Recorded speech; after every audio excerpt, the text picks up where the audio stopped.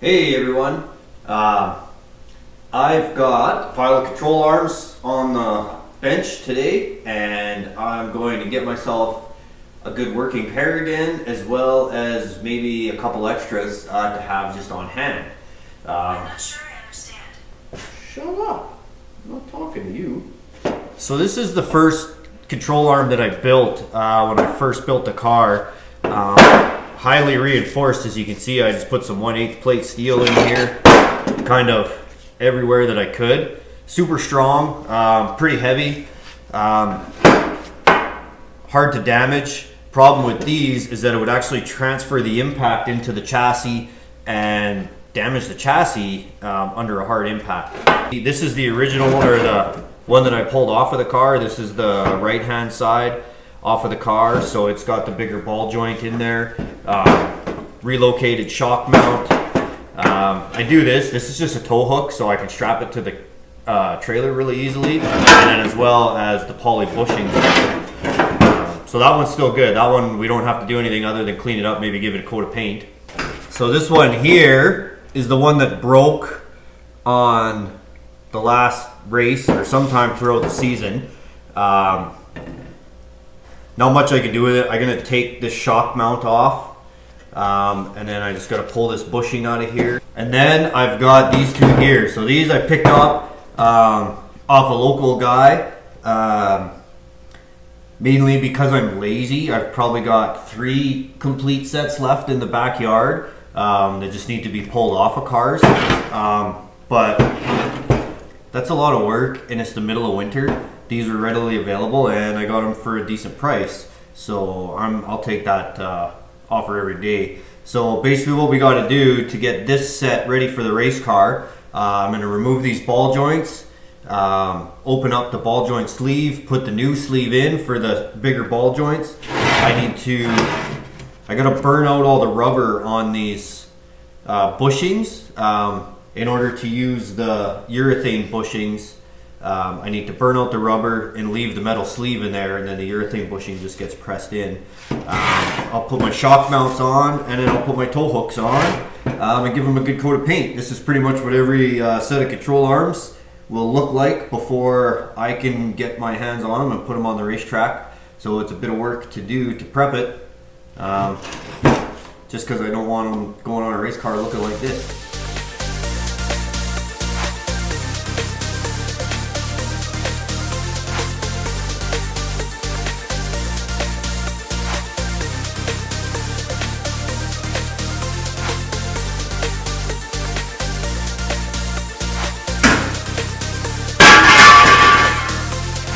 Try and get this lower ball joint out of here.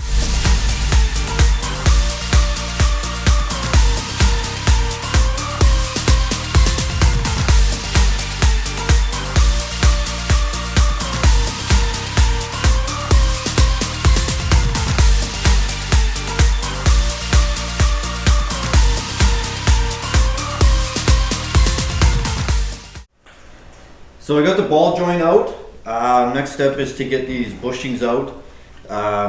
Normally I do it with an acetylene torch, but I personally don't own one, and I don't feel like going anywhere that has one. So I've got a little map gas torch here with a pencil tip. We'll see if that gets it hot enough that I can burn up and pound these bushings out of here.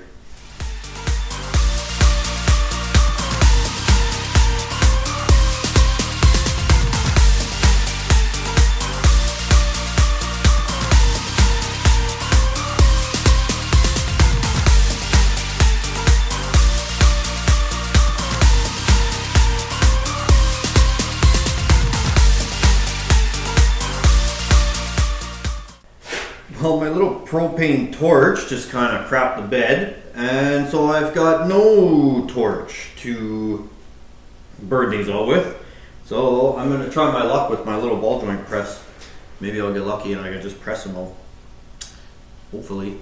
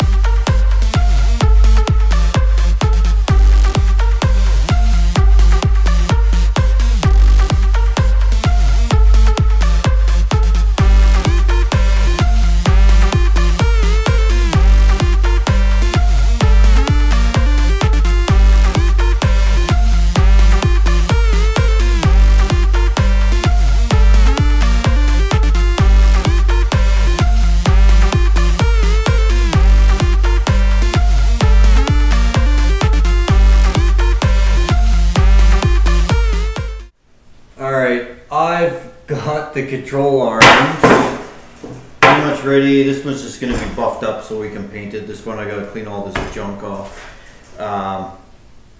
It was an effing nightmare, I'm not gonna lie.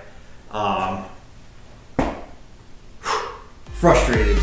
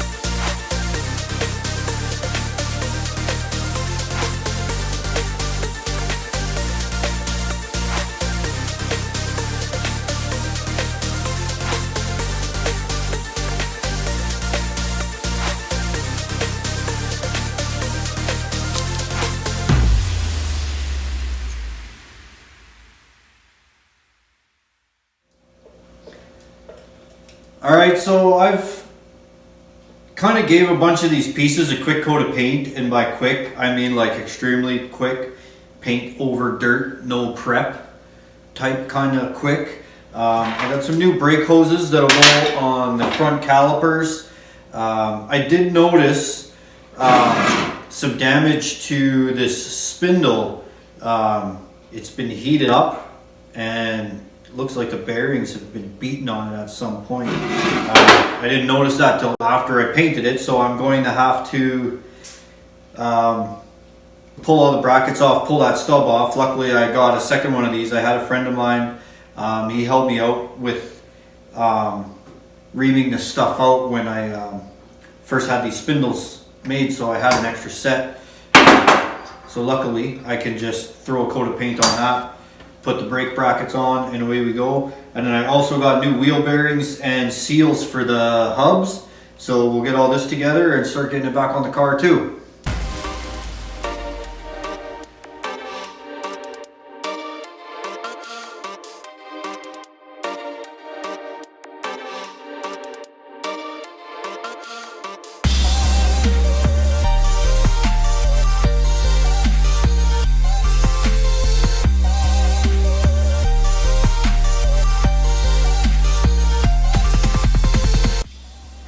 So if you're like me and you don't have any bearing set tools, I always like to use the old races, and generally I can get that new race set in there pretty good with the old one. Be careful not to sink the old one in too far, because if you get that friction fit, it can become a real pain in the neck to get out of there.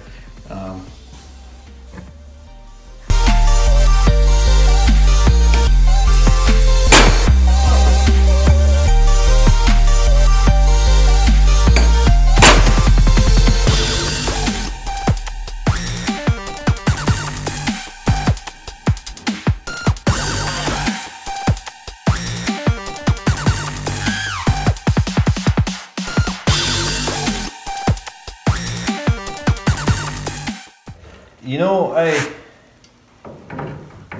follow a lot of forums, a lot of different avenues during the off season to chat about racing and stuff online. One of the biggest things that always comes up during the off season is sponsorship.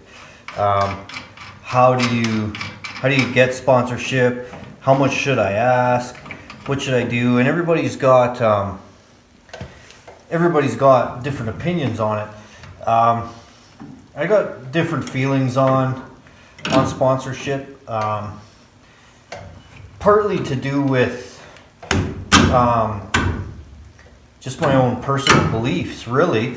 I know for what I do, I can't really go to a business and say, hey, I can offer you this in return for a sponsorship deal. And I just don't have it in me to go ask for money to do something that I enjoy to do. That's just a hobby that I don't plan on taking it anywhere. I don't plan on making NASCAR or the World of Outlaws or the Lucas Oil late model series. So to go and just ask somebody for money so I can just have a good time on the weekends, just isn't something that works for me. However, we have had some real successful sponsorship deals in the past.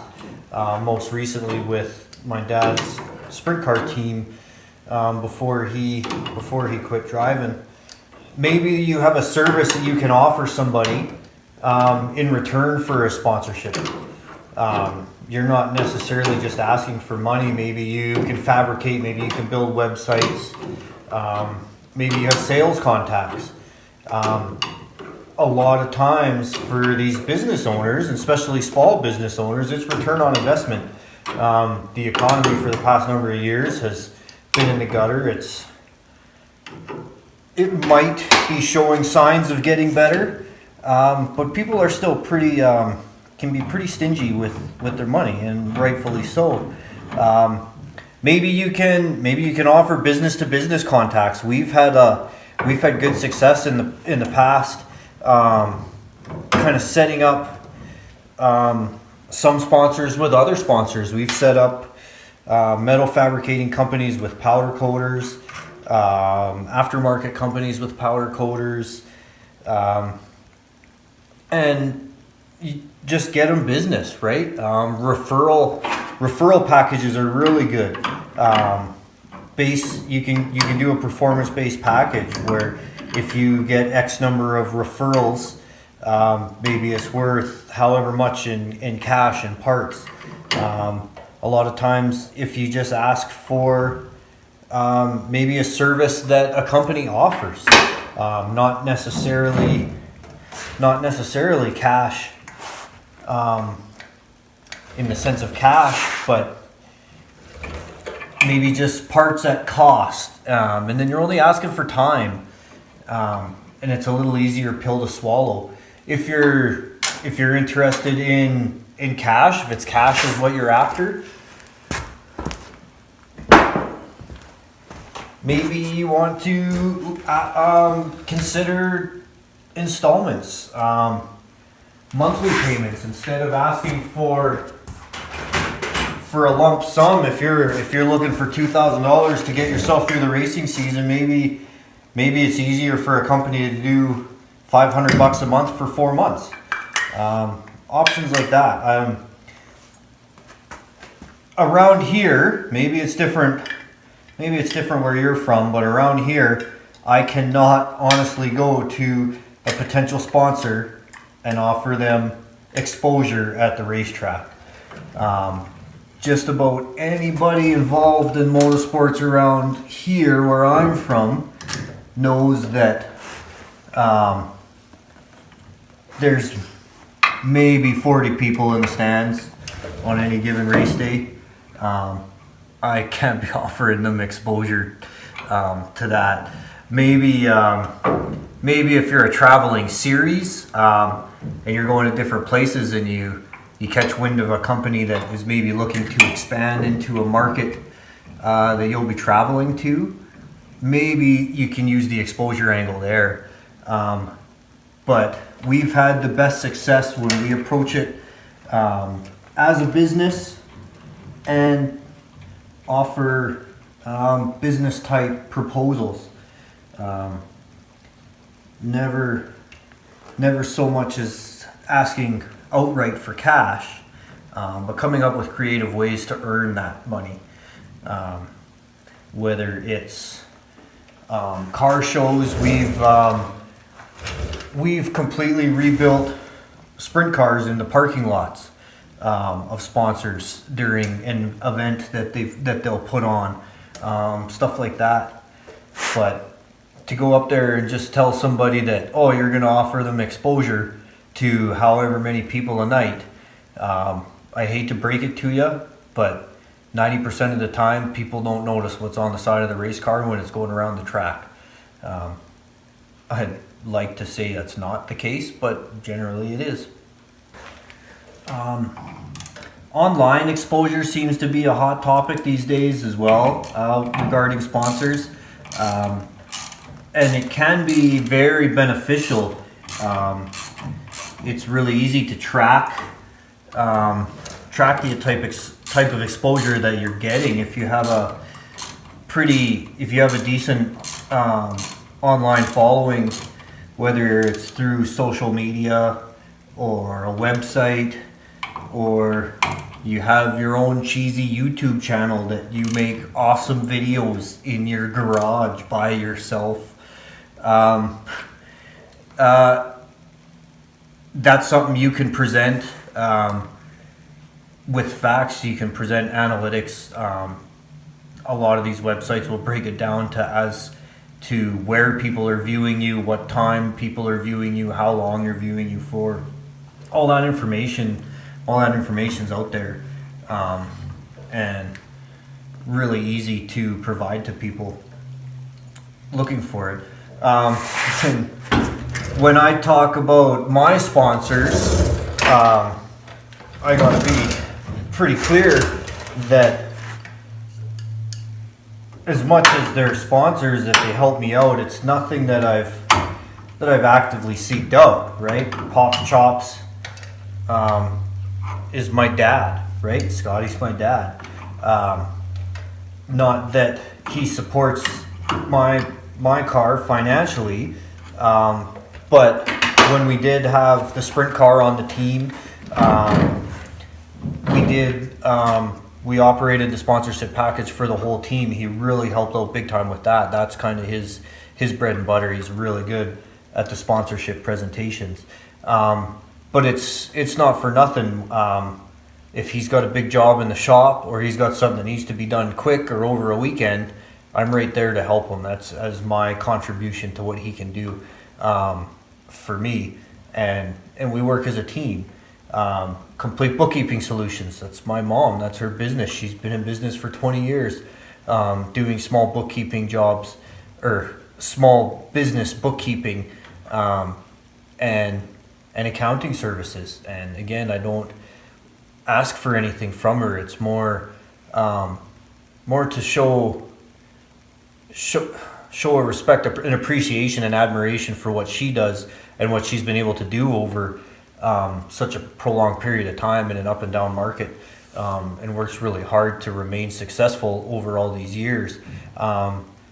She has provided me with stuff in the past, and I kind of take that as more of a parent child thing than a sponsor thing. And then Capital Gear is my wife. My wife she works at Capital Gear. She holds a pretty high position at Capital Gear. They happen to have access to Motor State and really good guys. Grant at Capital Gear really knows his stuff when it comes to the performance parts. And so they help me out and get me the stuff that I need, and answers questions when I've got questions and hard to find parts. That's where those guys come in. But that's about it. Like as for outside sponsors that give me anything for nothing, I don't really do it, and I have a hard time if someone were to offer me something, because I barely have the time to come in here and make cheesy videos for the internet and get my car back together than I do to fulfill commitments to a sponsorship. Okay, so what I've got going on here is I've got the front end together snug. Before I put the spring in, I'm going to check for my camber gain. Basically what that is as your tire goes up under compression, the camber will change generally depending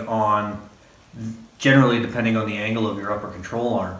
I find things have really been working well If I go with 1 inch or 1 degree per inch of travel, then I'll get 1 degree of camber gain through that curve. Seems to be pretty consistent for me on the track. And I find it's a real important aspect that you're going to want to pay attention to, especially on a small car and the lower power cars like these, where I find momentum is more of a key than being able to power your car through a corner. You really want to maximize that contact patch on all the tires. And the best way to do that is to get that suspension to roll, or the wheel to match the chassis as it rolls. And with the spring combination that I use, that 1 inch or that 1 degree per inch really works on my car. So what I've got set up here is I've got the jack kind of set roughly where I like my control arms to sit if the car was on the ground. So I've basically measured from the floor to the pivot point on the control arm, and then from the floor to the pivot point in the ball joint. When I do mine, I generally set the ball joint about a 1/2 inch lower than the pivot point on the control arm. It gives me a pretty flat control arm, and then I allow for the upper control arm to do the camber change. So I've got my fancy dancy Chinese camber gauge here, kind of set to 0 for now. So I'm going to measure right to the center of the spindle, see where I'm at, and then I'll go up 1 inch and see how much my camber changes. If it's in around that 1 inch, I'll be happy. Otherwise I can change. I still got a lot of room here. I can change the angle of that upper control arm and get it to work the way I want it to.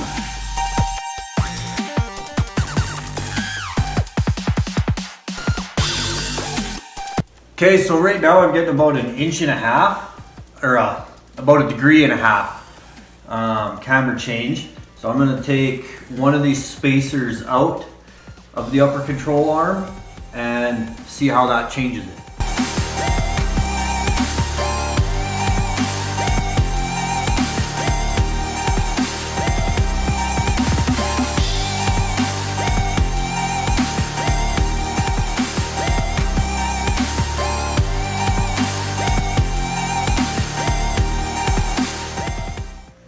Okay, that change worked. I got my inch. It does seem to be, once I get up into about the 3rd, 4th inch of travel, the camber gain seems to reduce a little bit, but it doesn't generally travel that much, so I'm not too worried about that. So nonetheless, I'm pretty happy with the way that works. So I'm going to pull this off. I'm going to put the spring back in there. I'm going to get the weight jack cup in there, and I think this side is together.